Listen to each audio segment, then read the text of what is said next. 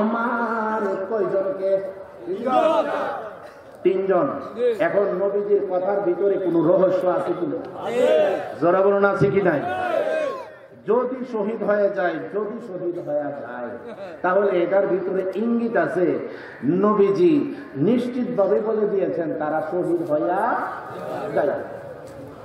এবার নবীজি বলতেছেন, তোমরা তিনজনকে বললাম তোমরা যার যার মা বাবা স্ত্রীর কাছ থেকে তোমরা অনুমতি নিয়ে আসো, যুদ্ধে তো যাইবা, আর যুদ্ধের পোশাকও পরে ফেলছো, সবকিছু তরবারি, হাতের মধ্যে তরবারি, যুদ্ধের পোশাক, হেলমেট সবকিছু লাগানো হয়ে গিয়েছে।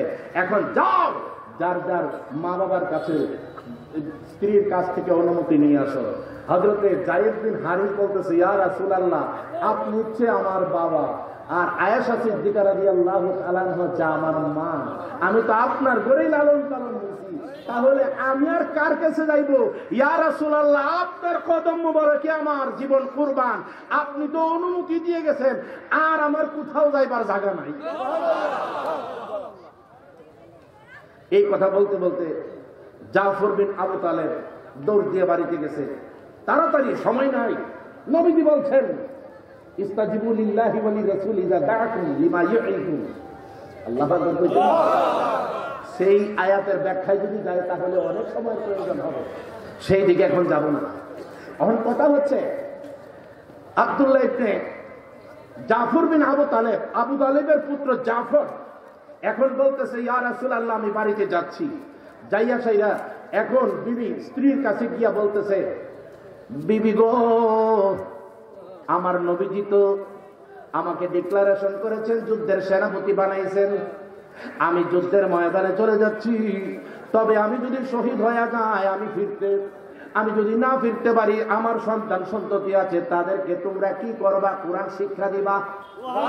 ভাই যুবক, তোমাদের শিক্ষা, তোমাদেরকে তোমার কাছে আমি একটা কথা বলে যাই, আমার সন্তান সন্ততিদেরকে ইসলামিক বিদ্যা শিক্ষা দিবা, আমার নবীর প্রেম প্রীতি ভালোবাসার শিক্ষা দিবা, যেই প্রেম প্রীতি ভালোবাসা কবরে হাসরে মিজানে ফুলসেরাতে কাজে লাগবে।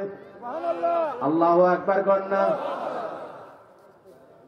এই অবস্থায় হযরতে জাফর বিন আবু তালেব যখন এই কথা বলতেছে, কয় স্বামী গো, আপনি তো যুদ্ধের ময়দান থেকে আবার ফিরে আসবেন, কত যুদ্ধের মধ্যে তো গেছেন, আবার ফিরে আসছেন, এখন তো আপনি ইনশাআল্লাহ আসবেন, আমি দোয়া করি। এখন জাফর বিন আবু তালেবের স্ত্রী বলতেছে, আল্লাহ গো, ওগো আল্লাহ, আমার স্বামীকে যুদ্ধের ময়দানে গাজী বানায়া আবার বাড়ির মধ্যে ফিরাইয়া আইলু। এই কথাটা বলার সঙ্গে সঙ্গে হযরতে জাফর বিন আবু তালেব নিজের তরবারিটা খাবের থেকে খুইলাম,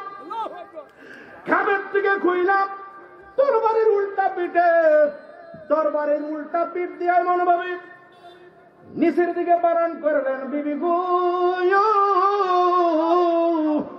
ও বিবি, তুমি কি বলতেছো? আমার দয়াল নবীজি প্রথম একজনকে বলছে, যায়েদ বিন হারিস যদি শহীদ হয়ে যায়, আমি মাঝখানে আছি, আমার কথা বলছে জাফর বিন আবু তালেব যদি শহীদ হয়ে যায়, তাহলে বোঝা গেল আমার পরেও আরেকজন আছে, তাহলে বোঝা গেল এই